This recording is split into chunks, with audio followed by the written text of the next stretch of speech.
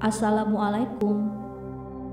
Abu Yusuf Ya'qub bin Ishaq As-Sabbah Al-Kindi atau yang kita kenal dengan nama Al-Kindi. Ia lahir tahun 801 di Kufah, Irak. Dikenal sebagai filsuf pertama yang lahir dari kalangan Islam. Secara etnis, Al-Kindi lahir dari keluarga bangsawan yang kaya dan terhormat, berdarah Arab dan berasal dari suku Kindah, salah satu suku besar daerah Jazirah Arab Selatan yang masih keturunan dari kepala suku Al-As'ad bin Qais yang hidup sezaman dengan Nabi Muhammad SAW. Ayah Al-Kindi, Ishaq, merupakan gubernur Kufah yang membimbingnya sejak pendidikan pertamanya di Kufah. Dunia Barat mengenalnya dengan nama Al-Kindus. Ia adalah filsuf berbangsa Arab dan dipandang sebagai filsuf Muslim pertama. Semasa hidupnya, selain bisa berbahasa Arab, ia sangat mahir berbahasa Yunani, sehingga ia dapat menghadirkan filsafat Yunani kepada kaum muslimin setelah terlebih dahulu mengislamkan pikiran-pikiran asing tersebut. Sejak kecil, Al-Kindi akrab dengan suasana pendidikan. Pendidikannya dimulai dari belajar membaca, menulis, berhitung, serta menghafal Al-Quran. Memasuki masa remaja, ia belajar bahasa dan sastra Arab, fikih, serta ilmu alam. Setelah dewasa, ia pindah ke Basrah, yakni wilayah Irak untuk menuntut ilmu, mengingat Basrah saat itu menjadi pusat ilmu pengetahuan. Ia begitu fokus mempelajari ilmu kimia dan berbagai ilmu lainnya.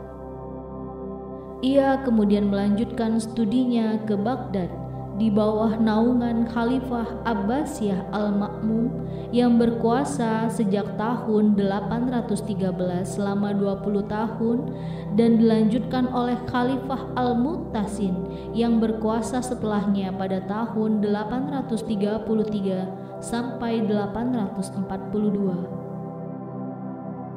Berkat bakatnya yang menonjol saat belajar di Baghdad, Al-Kindi diperkerjakan oleh Khalifah Al-Ma'mun di House of Wisdom, yaitu pusat penterjemahan teks-teks filosofis dan ilmiah dari bahasa Yunani ke bahasa Arab. Selain itu, Al-Kindi diangkat sebagai guru bagi Ahmad, putra dari Khalifah Al-Mu'tasim. Al-Kindi mengumpulkan berbagai karya filsafat secara ensiklopedis yang kemudian diselesaikan oleh Ibnu Sina atau yang kita kenal dengan Avicenna seabad kemudian. Ia juga tokoh pertama yang berhadapan dengan berbagai aksi kejam dan penyiksaan yang dilancarkan oleh para bangsawan religius ortodoks terhadap berbagai pemikiran yang dianggap bid'ah. Dan dalam keadaan yang sedemikian tragis terhadap para pemikir besar Islam, Al-Kindi dapat membebaskan diri dari upaya kejam para bangsawan religius ortodoks itu. Ia mendefinisikan filsafat sebagai pengetahuan tentang segala sesuatu sejauh jangkauan pengetahuan manusia. Karena itu, Al-Kindi dengan tegas mengatakan bahwa filsafat memiliki keterbatasan dan bahwa ia tidak dapat mengatasi problem seperti misalnya mukjizat, surga, neraka, dan kehidupan di akhirat.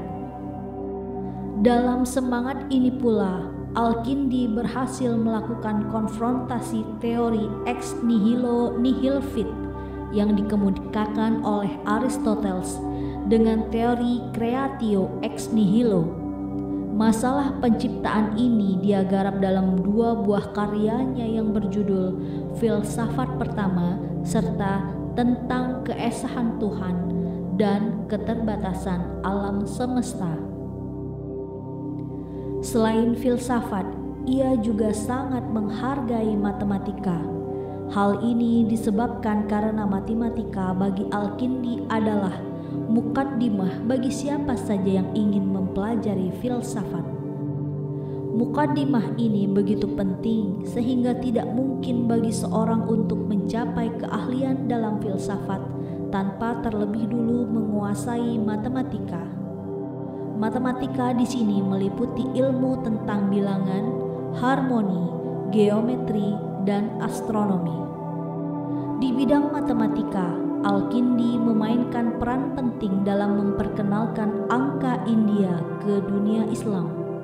Al-Kindi bahkan menulis 4 volume buku yang membahas tentang penggunaan angka India. Buku tersebut berjudul On the Use of the Indian Numerals atau Kitab Fi Isti'mal Al-Adad Al-Hindi.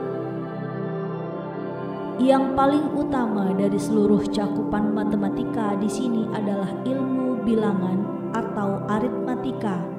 Karena jika bilangan tidak ada, maka tidak akan ada sesuatu apapun. Ia juga menerapkan matematika, khususnya konstruksi geometris, dalam menjelaskan fenomena optik seperti perspektif visual, bayangan, pembiasan, dan refleksi.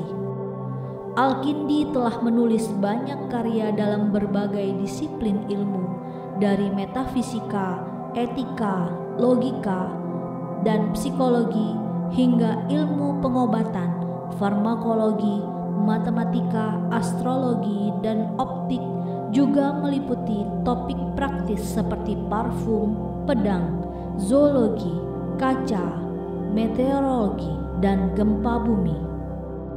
Diperkirakan ia menulis setidaknya 260 buku yang mengulas berbagai bidang, dengan pembagian sebanyak 32 buku membahas tentang geometri, 22 buku membahas filsafat, 22 buku membahas kedokteran, dan 9 buku terkait logika, serta 12 buku tentang fisika. Karya Al-Kindi yang paling penting dan terkenal adalah On First Philosophy. Buku ini dianggap sebagai filsafat pertama yang membahas tentang Tuhan. Dalam buku tersebut ia berpendapat bahwa Tuhan adalah kebenaran dari semua kebenaran atau puncak dari kebenaran, dan bahwa keteraturan alam tidak mungkin terjadi tanpa adanya zat yang tidak terlihat. Alam semesta yang didiami manusia menurut Al-Kindi adalah karya Tuhan yang juga berperan dalam menjaga dan memfasilitasi ketersediaan di alam. Dalam bidang astronomi, karyanya yang populer berjudul On Rays yang berisi tentang melihat astrologi sebagai ilmu rasional. Al-Kindi juga mempelopori bahasan tentang kriptografi karena menulis buku berjudul Manuscript on Deciphering Cryptographic Message. Kriptografi atau ilmu tentang sandi adalah ilmu yang mempelajari bagaimana cara menjaga agar data atau pesan tetap aman saat dikirimkan dari pengirim ke penerima tanpa gangguan dari pihak ketiga. Buku itu melahirkan kriptanalisis, penggunaan inferensi statistik yang paling awal diketahui, dan memperkenalkan beberapa metode baru untuk memecahkan sandi, terutama analisis frekuensi. Al-Kindi juga memiliki karya paling penting di bidang kedokteran berjudul De Gradibus, di mana ia mendemonstrasikan penerapan matematika pada kedokteran, khususnya di bidang farmakologi. Sebagai contoh, ia mengembangkan skala matematika untuk mengukur kekuatan obat dan menggunakan fase bulan untuk menentukan hari-hari paling kritis dari penyakit pasien. Selain itu, Al-Kindi juga memiliki karya yang menjelaskan proses penyulingan untuk mengekstraksi minyak mawar dan menyediakan resep untuk 107 jenis parfum yang berbeda. Al-Kindi adalah filsuf pertama dari kalangan Islam, sekaligus tokoh penggerak filsafat Arab hingga sering disebut sebagai Bapak Filsafat Arab. Ia juga diakui sebagai salah satu filsuf Arab yang paling berpengaruh karena banyak karya-karya yang dilahirkannya. Kontribusi besar Al-Kindi adalah sebagai penggerak filsafat di dunia Islam yang mencoba menyelaraskan penelusuran filosofis dengan teologi dan akidah Islam. Teks-teks filosofis yang diterjemahkan di bawah pengawasannya pun menjadi acuan di dunia Islam selama berabad-abad. Pasalnya, umat Muslim pada zaman dahulu sangat menentang untuk mempelajari ilmu filsafat karena khawatir akan menyebabkan berkurangnya rasa hormat kepada Tuhan Yang Maha Esa.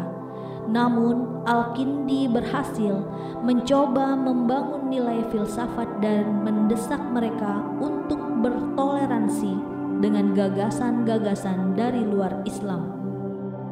Al-Kindi berhasil menjembatani kesenjangan antara pendekatan-pendekatan intelektual setengah hati dengan sipil filsafat yang keras dari rekan-rekan Muslim pada zamannya. Pendekatan dan sikap inilah yang memberinya gelar filsuf. Ketika masa pemerintahan Khalifah Al-Mutawakkil yang berkuasa di antara tahun 847 hingga 861, karir Al-Kindi mulai menurun. Diduga terdapat dua alasan yang mendasari hal ini. Alasan yang pertama adalah persaingan di perpustakaan dalam menerjemahkan karya ilmiah, sedangkan alasan kedua adalah penganiayaan Al-Mutawakkil terhadap Muslim yang ortodoks. Menurut ahli sejarah, Al-Kindi meninggal pada tahun 873 di Baghdad ketika masa pemerintahan Al-Mu'tamid. Al-Kindi adalah orang yang mengenalkan masalah metafisika, psikologi, etika, serta pendekatan yang didasarkan atas metode-metode logika dan ilmiah pada Muslim Arab. Karya-karyanya yang luar biasa menempatkannya pada posisi tertinggi di bidang ilmu pengetahuan. Menurut Al-Kindi, agama dan filsafat tidak mungkin bertentangan.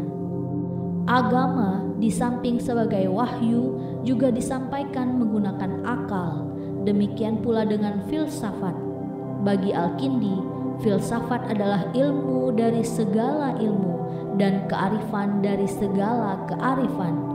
Filsafat dalam pemahamannya bertujuan untuk memperkuat agama dan merupakan bagian dari agama Islam. Sekian ceritaku. Wassalamualaikum warahmatullahi wabarakatuh.